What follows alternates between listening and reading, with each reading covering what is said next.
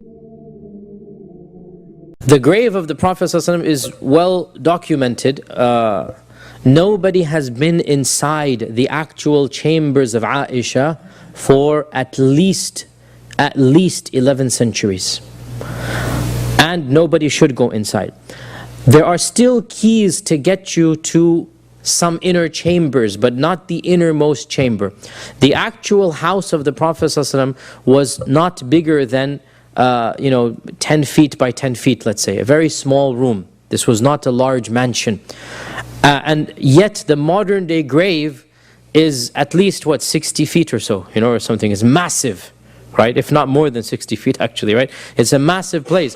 What happened was, over the centuries, people continued to build walls and barriers between the original house of Aisha and the external grave, or the external people, excuse me.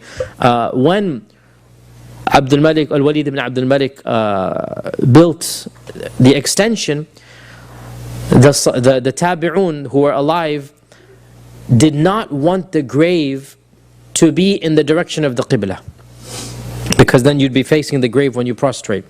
So they built 3 walls around it, and then facing the Qibla they built 2 walls, i.e. a pentagon totally.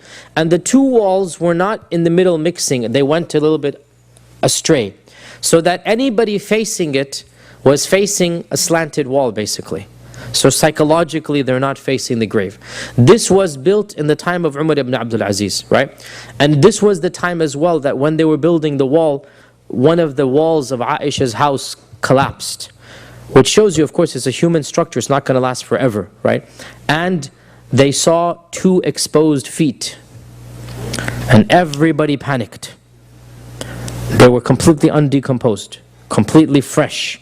Everybody panicked because they felt this might be the feet of the Prophet ﷺ, and they called the elders of the community and they figured out, no, this is not him, this is Abu Umar ibn al-Khattab.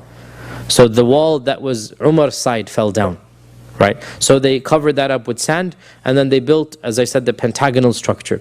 This is in Walid ibn Abdul Malik. Then over the course of the next centuries, the pentagonal structure was then another large room, and then another room, and then an octagonal structure roughly in this 5th century. And then the Ottomans built a grail, a large grail, a massive grail.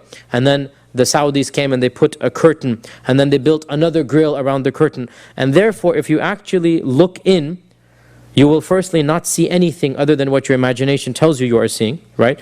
But secondly, if you could actually flash, and I have lived there for 10 years, so I know this, I have been there plenty of times, I have seen. If you were actually could see inside, all you would see is a green covering, a cloth, that is covering another grail. There are in fact 2 grails, both built by the Ottomans basically.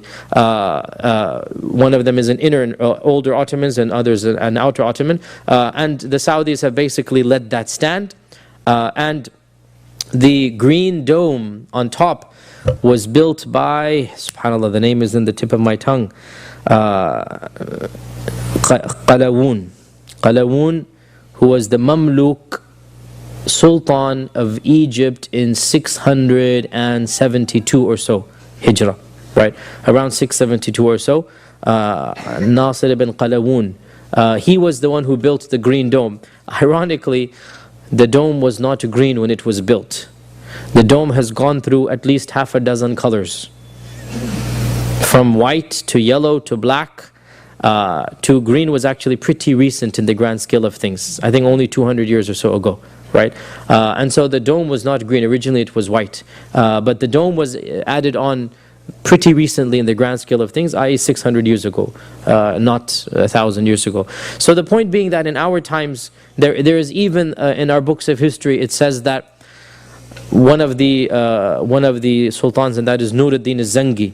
Nuruddin al-Zangi, he actually built a moat of iron, around, lead, around the grave by a distance, because, and again these are stories, Allahu A'lam, because it is said that 2 people, non-Muslims, tried to steal the body of the Prophet by digging a grave there. So he built this moat around it, and he then fortified it again. So Nuruddin was one of those who built yet another fortified wall. So in our times, one of my teachers tells me that he has been inside, not the grave, but there is still a number of structures you can go inside. You can go inside 2 or 3 structures basically, and they go back maybe 600 years, right? So he has been inside, and he tells me that in fact you have to go down at least 20 feet, which actually makes complete sense for those who know geography and geology, right? Lands go up and down. And so the actual house of the Prophet ﷺ is probably not even in the level that we think it is. It's actually down, right? And throughout all of these centuries, we've just built on top, on top, on top. Allahu A'lam, this is what he told me, that he had to go down staircases and go into, and then they stop. At a certain point, they stop, and they're not allowed to go beyond this point. Wallahu A'lam.